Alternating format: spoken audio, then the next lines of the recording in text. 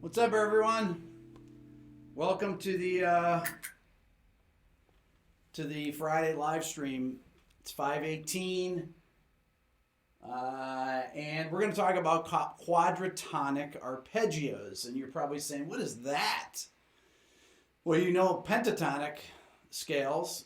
Quadratonic is a term that is really similar to what Slanimsky uses in his book of Thesaurus of Scales and Melodic Patterns, that he calls quadratonal arpeggios a groupings of four sets of arpeggios that will make up a chromatic scale. For example, something like C minor, D minor, E major, F sharp major. Those four triads will C minor, D minor, and then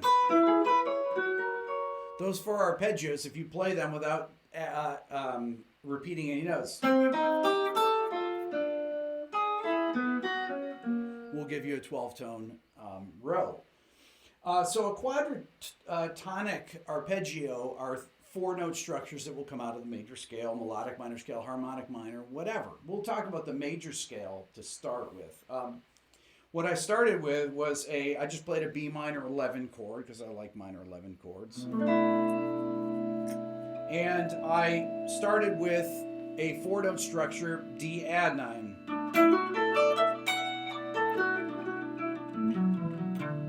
Okay, then I went to A add 9. Then I went to E add 9.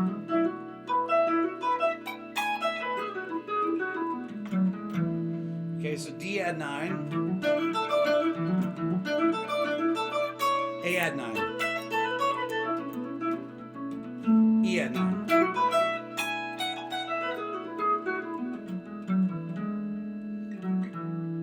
So those add 9 sounds are all part of the Dorian mode, for example. If I take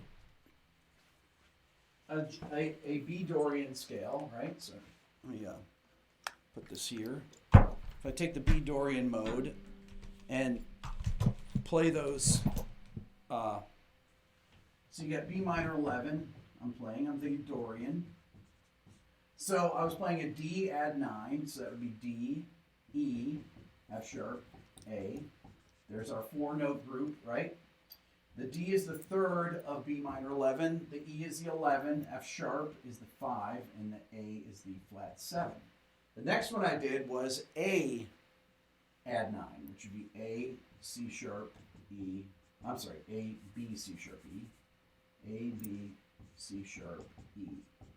Put a line there so you can see it yourself. So you got A is the flat 7, B is the root, C sharp is the 9th, and E is the 11. There's your 11 sound, okay? And the other one I did was E add 9, E major add 9. So E major add 9 would be E, F sharp, G sharp, B. E is the 11, F sharp is the 5, G sharp is the 13. These are your upper structures, and B is the root, okay? So that was one set of things I did. I also did some different ones because I did some other four-note structures. I'll play them for you, the other ones I did. So let me play them so you can hear them again. So here's the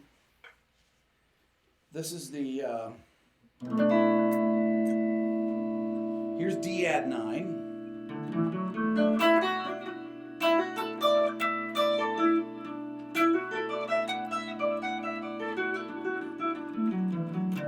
Here's A add 9. I'm using like, that would be, so I did A, C sharp, A, B. I'm doing it kind of out of order.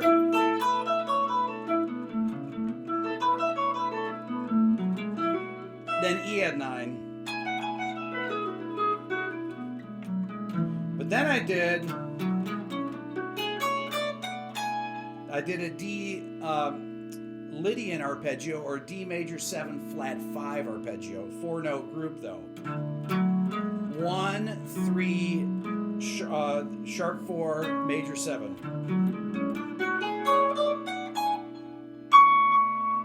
great sound over that Dorian scale, right?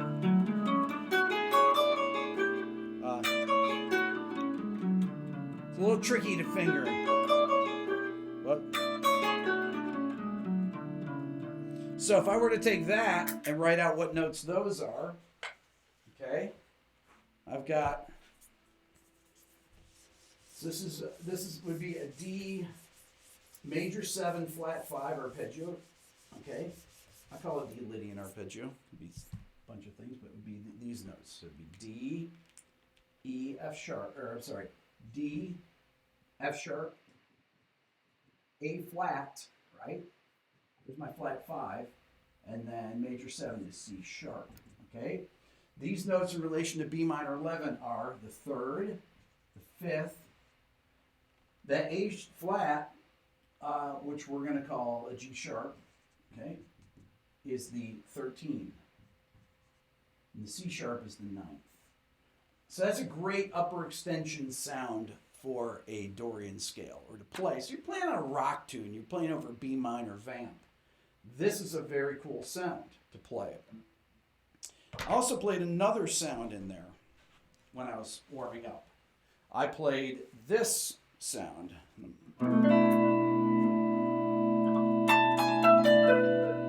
This is a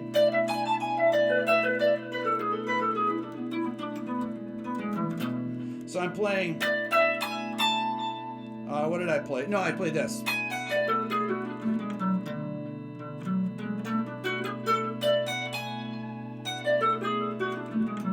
So I'm playing a D Lydian, so D major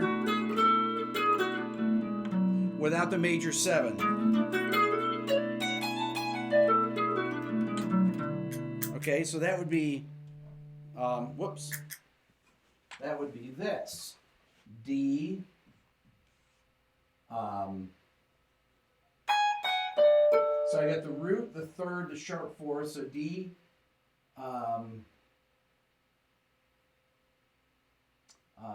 F sharp.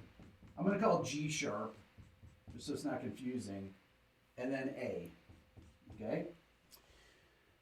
This is sharp 4, so it's 1, 3, sharp 4, 5 of D, okay? But in relation to a B minor chord, you have the 3rd, the 5th, the 13, and A is the flat 7, okay? So that's a cool sound as well over that. These are all 4-note structures that are out of the major scale or out of the Dorian scale in this case, okay? So how do you figure out what these are? Well, the first thing to do is to go through and say, what are the, let's say you're in the key, because I'm in the key of A major here, this B Dorian, okay? So I say, all right, well, what are the 3 major triads that are in the key of A major? Because B Dorian is A major. Well, what's 1, 4, and 5 in A major? It's A, D, E. So those are all going to be add 9 sounds that you can use over it, okay? I started on the one built on the 4th of A major, if you want to look at that, D add 9.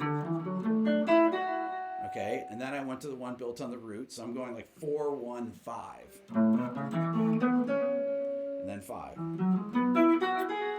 So that's your little formula there. I got B Dorian, I got off the 3rd of B, off the flat 7 of B minor, and off the 4th. Okay, I also have the Lydian off the 4th.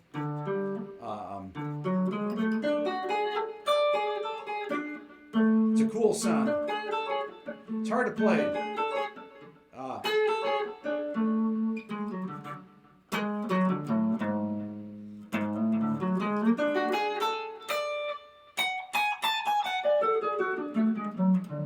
Okay, so there's your D Lydian sound. 1, 3, sharp 4, 5. 1, 3, 1, 3, sharp 4, 5. Right? And then I also did the major 7 flat 5 off the third of the chord. So that'd be D major 7 flat 5, right?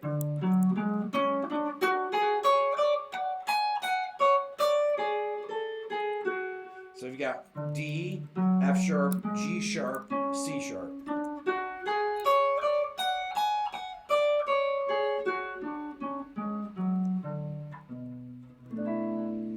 So those are things, if you hear guys like Larry Carlton play. I was talking about this on my live channel the other night. I was playing the solo to Don't Take Me Alive. If you guys don't know that, it's a Larry Carlton solo off the Royal Scam Steely Dan record. It's the third track on there. And he plays this amazing opening solo to the song. He has opening solo, and then he's using notes. He's playing over a C minor chord, basically, right? And so he's using things like, he's using notes like the 13th on the C minor, which is a great, but he's using it out of, he's singing F major, or this, he's singing this F major, or E flat major triads on here, or B flat major triad. So you got B flat, F, E flat, B flat, E flat, F, B flat. So knowing where there's, so there I just played, if I'm playing over C minor chord,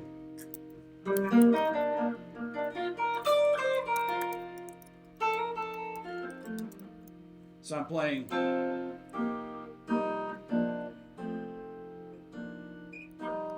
E flat major, B flat major, F major. I put the add 9 in on the F major there. So I can put add 9s in on all those.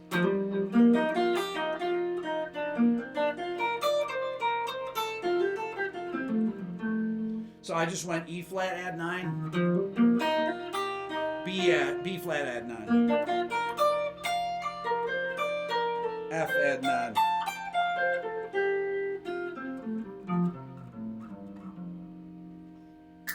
So once again, there I was thinking C Dorian, and I said, okay, C Dorian's in the key of B flat major, so you got B flat, E flat, F, 1, 4, 5. Those are the three major triads that come out of that major scale, whatever the parent major scale is. Well, the same thing would work for Lydian, okay? If you play over let's say a D major chord, right? And you want to play a Lydian sound. So if I get this, if I have this, and I say, okay, well, D Lydian, that's from A major. So I take A major, D major, and E major, I can play those triads.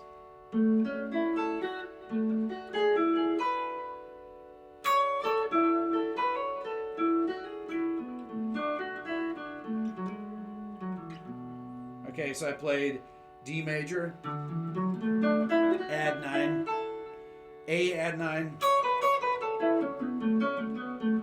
E add 9, D, E, D, E, A, E. Okay, so those are all the upper extensions, or those are all the triads that would fit over a D Lydian chord, okay? And D Lydian, once again, comes from A major. So I say, okay, what are the 1, 4, and 5 of A major? Well, those ones will work and give you a Lydian sound. So you can take the major chords, add the 9th to them, and that's your formula for coming up with it. Let's say you want to do Mixolydian, okay? So let's say I want to do, B Mixolydian, okay? So B Mixolydian is from E major. E major.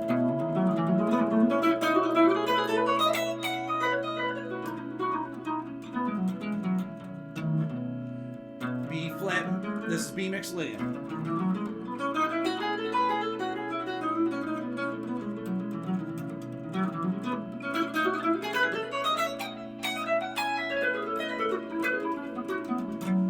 But I'm going to take the triads out of there. B mixolydian is from E major, so I got E major, A major, B major. Here's here's A major, B major, add 9, E major.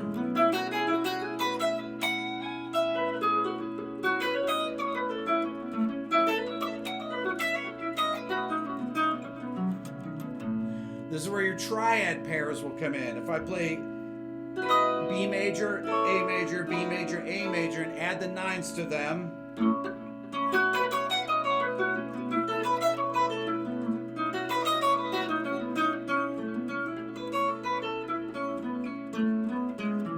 E major. Okay, so I did it on a dominant chord, I did it on a minor chord, I did it on a major chord. So I did Lydian, Dorian, Dorian, Mixolydian, and I took the 1-4-5 from the parent major key. You can do the same thing with melodic minor, okay, and you get some really cool things. Like, let's say I take an A altered chord, A7 sharp 5 flat 9. So this chord like this, right? And I play this.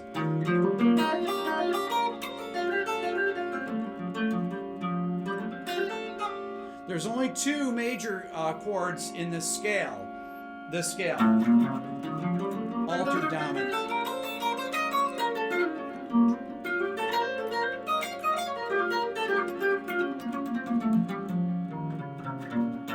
So I've got E flat major,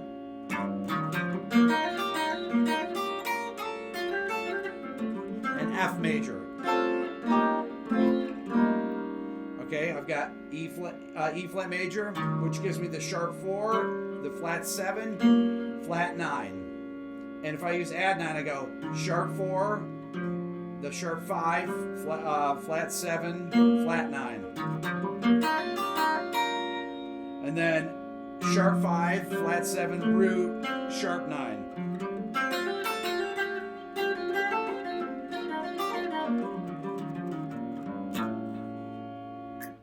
So you find, so those are 2 triads that are found in B flat melodic minor. There's 2 major triads. They're built on the, if you think about it, if you think about mixed sharp 11 and mixed flat 6, they're built on the 4th scale degree and the 5th scale degree of that parent melodic minor. Or if you think of it over the A altered, they're built on the flat 5, and then they're built on the sharp 5. So you can do major triads or you can do major add 9 triads. Now, part of these major add 9 triads is the suspended arpeggio, okay? The suspended arpeggios on guitar are very hard to play. They're easy to play on the keyboard. They're easy to play if your guitar's tuned in 4ths. But you can play these sounds. These are really cool sounds to play as well. So if I play B Dorian, I can play this. So I'm playing an A sus4. I can play B sus4, and I can play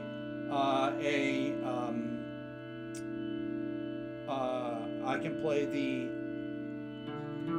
D sus4. Or I'm sorry, A sus4.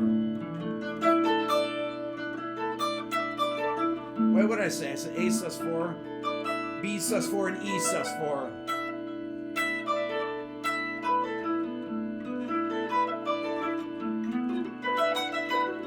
Now E sus4 and A sus4 sound really cool. Hard to play. And then my B sus4 doesn't quite give you the sound as well, but those are really beautiful. Those are really beautiful sounds within the scale, is just getting those suspended arpeggios. Those suspended arpeggios can really be, are part of that add 9 sound, right? So if I use the A add 9, and then I came down an E sus4 arpeggio, which those notes are in E, A, B are in the A add 9.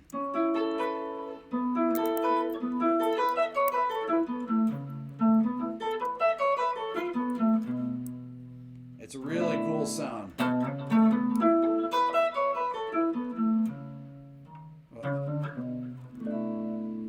They're hard to play on the guitar. I want to do a whole episode on suspended arpeggios and on how to practice them, because they have they have fourths and seconds in them, you know, and they're really tricky to finger. There's ways that you can do it where you can skip strings. So if I did E sus4, so I did E A B E A B E. It's hard to play. Whoops. What did I do? Oh.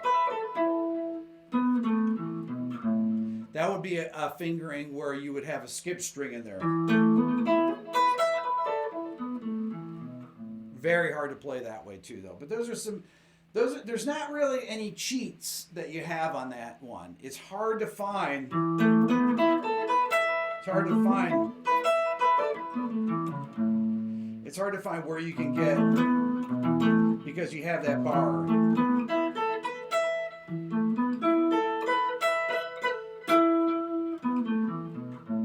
All those bars. You just have to practice it, really. But those aren't necessarily things that you will grab if you don't practice them. You're not just going to grab those things out of thin air. Okay, questions. First of all, there's a discount on the Beato book. Aaron, what is it? RB 518. RB 518. Was it $10 off? Yeah. $10 off the Beato book for the next 24 hours. This has all this stuff in there. It has all the fingerings of all these add 9 sounds, the Lydian majors, the major 7 flat 5 sounds. These sounds. It's got the all the string skipping add 9 fingerings. It's got everything you can think of are in there. It has them written out too. If you're a piano player, if you're a sax player, it has all these things written out and shows you how to use these things in context. But really, the thing you need to do is get this almost mental cheat sheet of where you can instantly identify what these upper extension sounds are, these add 9 sounds, or quadratonic. Questions? Do I hear drones? Do you hear drones? I'm playing with a freeze pedal. That's what you're hearing. It's an Electro-Harmonix pedal that, this pedal right here, that is, it's like $100, $120 or something. It's nice. I use it for practice, where you can just play you can hold a chord and then solo over it. I used to do it where I'd play a chord in the keyboard with a pad and hit the sustain pedal with my foot. And then they came up with this, and this is just way easier. So I just play the chord, right? If I'm going to play something.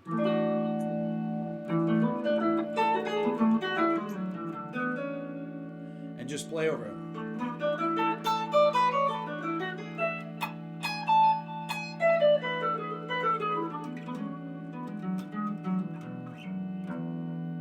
Very cool. It's really, really handy for practicing. Put your metronome on, hit a chord, and then run your scales, or run your arpeggios, or just improvise. I mean, that's really what I do. I don't really practice scales or arpeggios or anything. I just improvise. But that's I think that's the best way of doing it, because it gives you something to play over. Okay. The next thing you can do is put a drum machine in there and put on a beat or put a loop on, play that, hit a chord, and then jam over that and record yourself. Of course, you want to record yourself to make sure you're playing and you have great feel and that you're playing ideas. Questions. Practicing triads versus practicing chords. What do you prioritize? Practice both, really. I would practice both. The things with the triads, they're hard. I would practice them as chords and as single notes. So practice them in whatever way you want. You can do. I can practice them. Let's say I'm going to take D major, and I start on the lowest available string with the lowest available chord. So that'd be here. Okay, so that's my D major there. There's my D major there. And I say, where's my next one? There's my next one there. There's the next one there. So I'm gonna go. Then I go here. I try to come down different groupings of them, right? There. Then I got the root on top, fifth on top, third on top, root on top. Then I play them in single notes. So I got. Or I play it,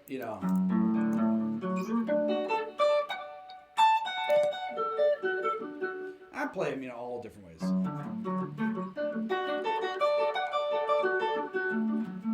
But I'm seeing the shapes there, right?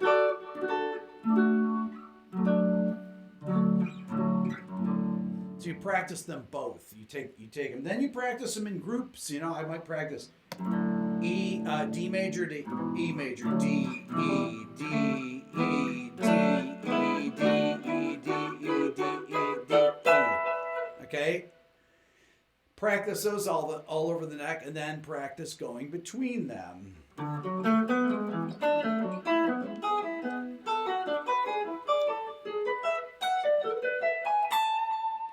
Right? Practicing. That would be stuff you hear Eric Johnson do, right? I played a D major spread triad. Then I went up to this inversion. What'd I do? That's what I did.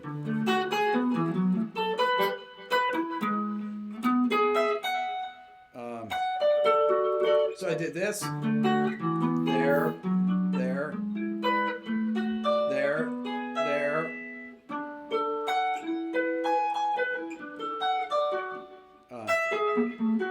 Hard to play. Those are cool though. That's a great sound, right?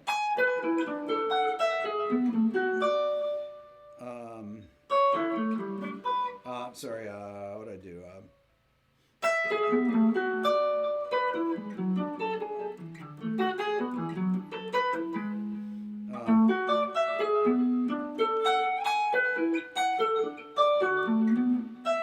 Really tricky, but that sounds killer if I played those over that B minor 7 chord, for example.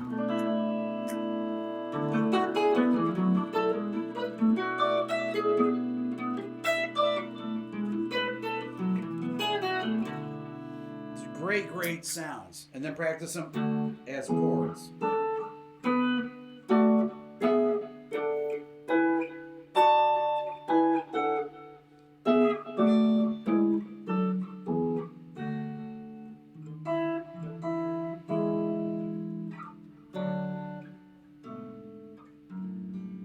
Oops.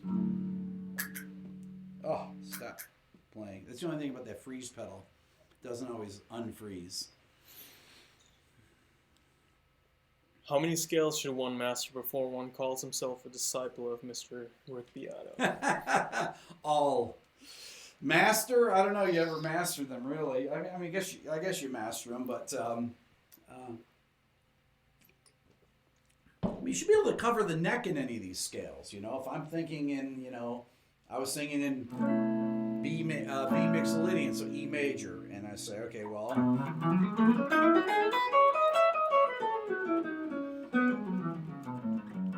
You gotta be able to play it. You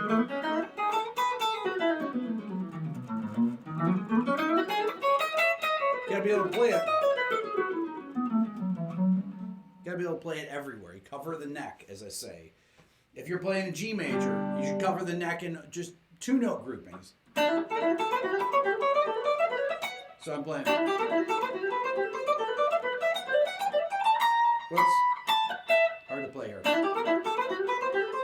So I'm going.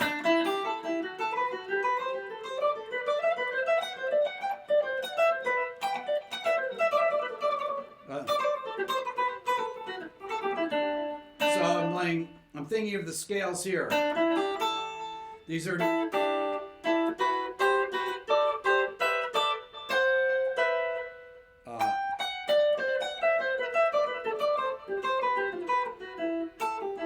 Then go to your next set of strings and take just 2 notes. If I'm playing an A pentatonic,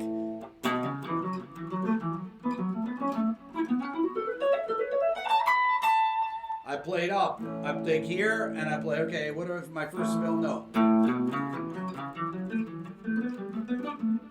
So I'm playing.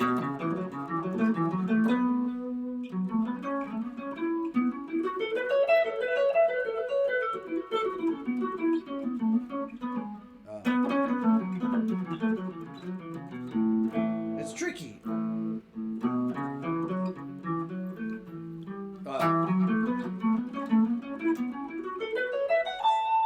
So all those notes, I'm just moving up the neck. You should be able to move up vertically, horizontally, however, and play all those pentatonics in one.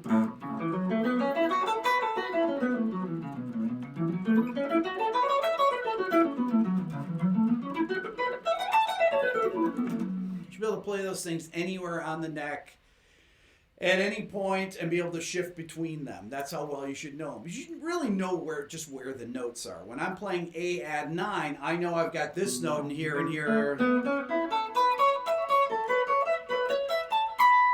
I know those notes everywhere on the neck because I'm thinking the notes A, B, C sharp, E. Right? Or if I start at E, I go to A, B, C sharp.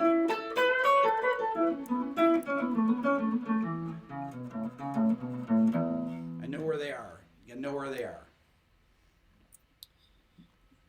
The D behind you, is that supposed to be a flat 3 below it? Well, it's a third. I mean, when I say the third, it's a third. Right. A flat third, if you want to call it that. Mm-hmm. How would you approach playing outside using? You can do the similar kind of things. If you're playing, you could be playing over a static chord, and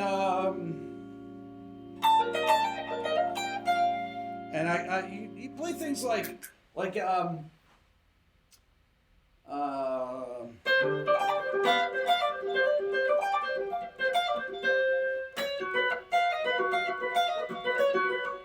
So I played something like this would be two things in 2 unrelated keys.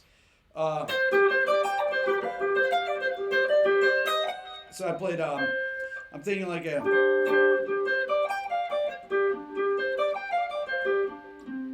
be like a G7 sus4 sound. Right?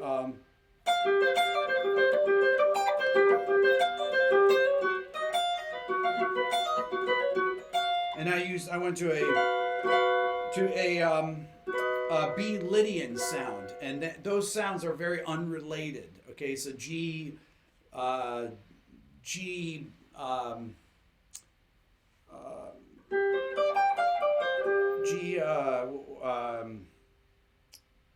dominant sus4, right? So G, so it'd be the 1, 4, 5, flat 7 of G, right? So be, and then I went to a B Lydian over there. Just take 2 things like that, and you can use them to go between, and that would give you an outside sound. So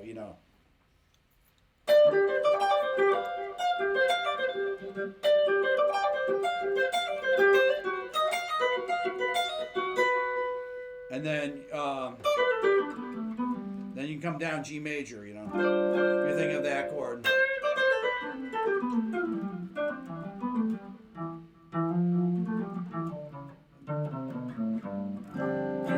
That's a very different sound from that, but it sounds cool against that. So those are ways that you could use them. I mean, just many, many different ways. You can use these. So if I do, so I'm doing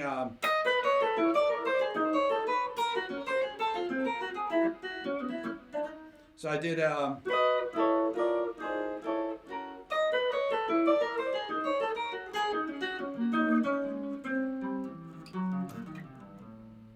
doing add nines.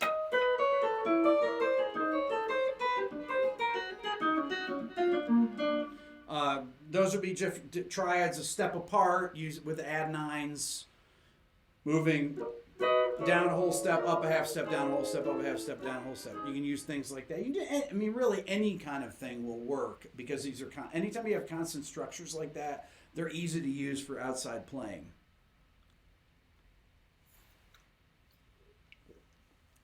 What's your take on using triad pairs as a soloing technique to bring out the sound of different modes? It's great.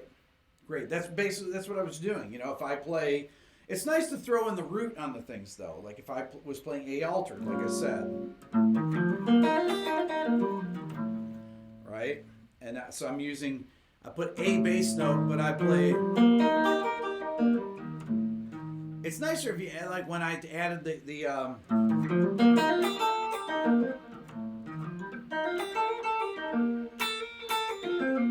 so I'm using. Let me put the chord on here.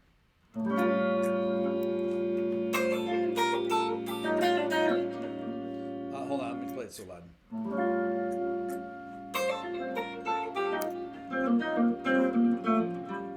So I'm going F major to E flat major.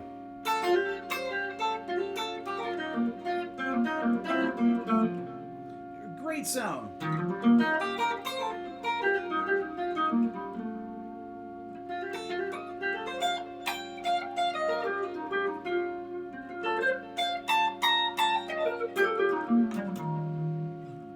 That's cool. But you gotta be able to shift between them so it's just not you know, a lot of one and a lot of another or something, but break them up, try and break them up in odd groupings so you're not switching, you know, 5-note groupings, 3-note groupings, things like that, so it's not predictable kind of where you're switching between them.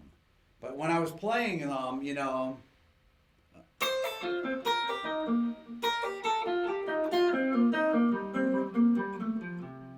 so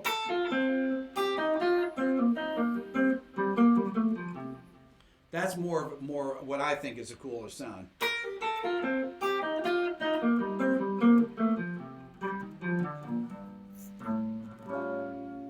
Right there is I'm going between E flat and F, but I'm doing it where it sounds it's more of a line and it's a more unpredictable, rhythmically interesting. Where I'm breaking up, I'm leaving out some notes. I'm not just going.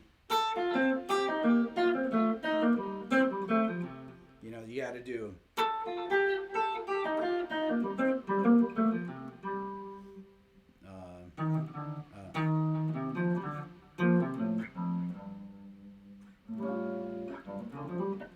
What would I do? I'm doing you can do I talked about this the other day, half diminished pairs, right? Over A altered.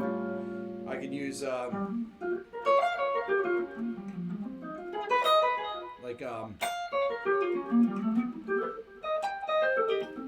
I can use A half diminished and G half diminished over A altered. So here's A half diminished. So I've got 1 sharp 9, flat 5, flat 7. So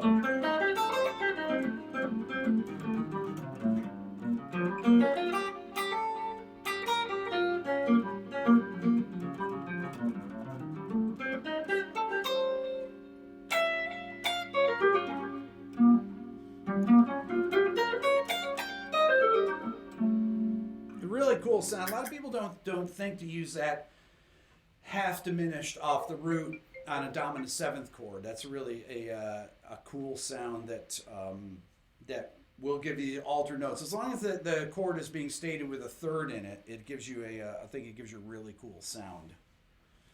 So those are half diminished pairs. They don't talk about those.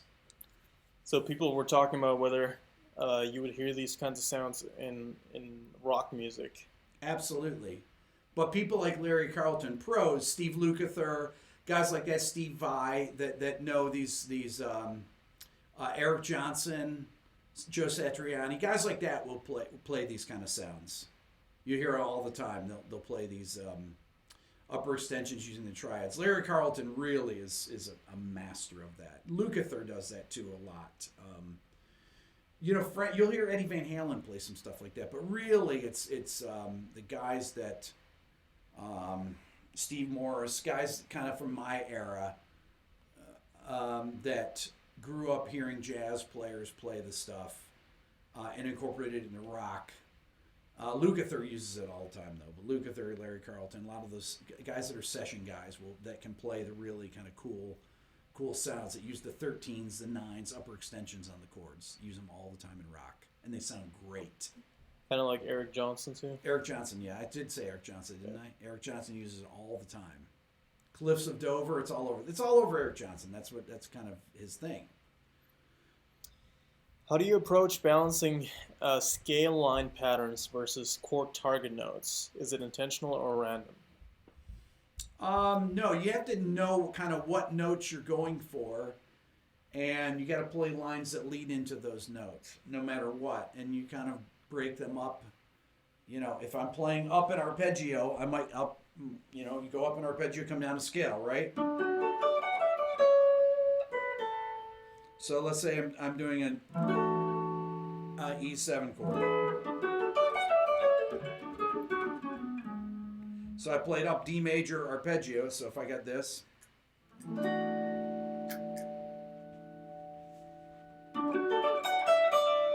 And I come down the scale. So I'm going up arpeggio, coming down scale. But I skip some notes after I go down a few scale notes.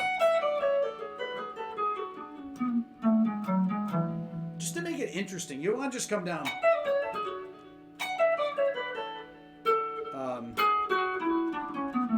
You don't want to just come down the whole scale. You want to break it up.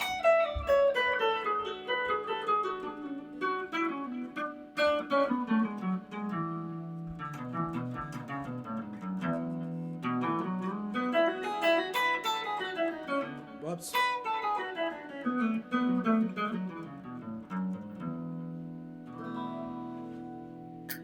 Always, dumb thing. Always break those up. Beato book sale, Aaron? RB 518, $10 off. $10 off. Any other questions? Yeah. Do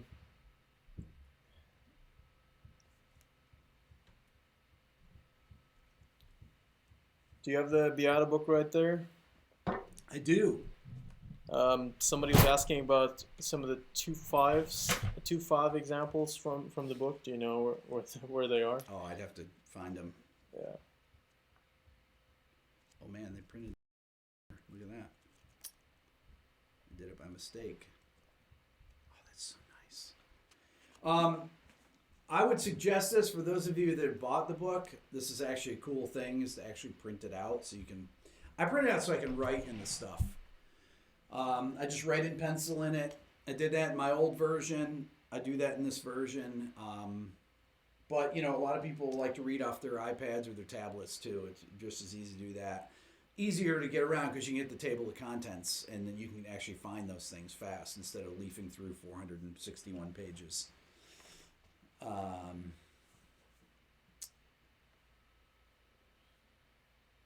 Anything else?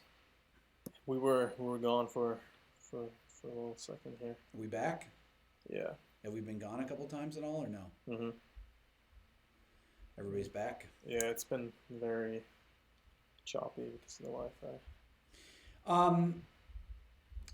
Sign up for my Instagram. I always forget to mention this. Rick Beato 1 is my Instagram. I do a lot of stuff. If you like the what makes us sound great, or things where I'm playing whatever, I always put up clips every day on there. So so follow me on Instagram. It's I'm starting to post there a lot more frequently. just extra stuff that that if I have an idea and I want to put it out there and I don't want to make a whole video on it, I just put it on Instagram for a minute of or so. Are we good? Yep. Awesome. All right, everybody. Thanks for watching. Beato book on sale till tomorrow at this time. If you have any questions, leave them in the comments below.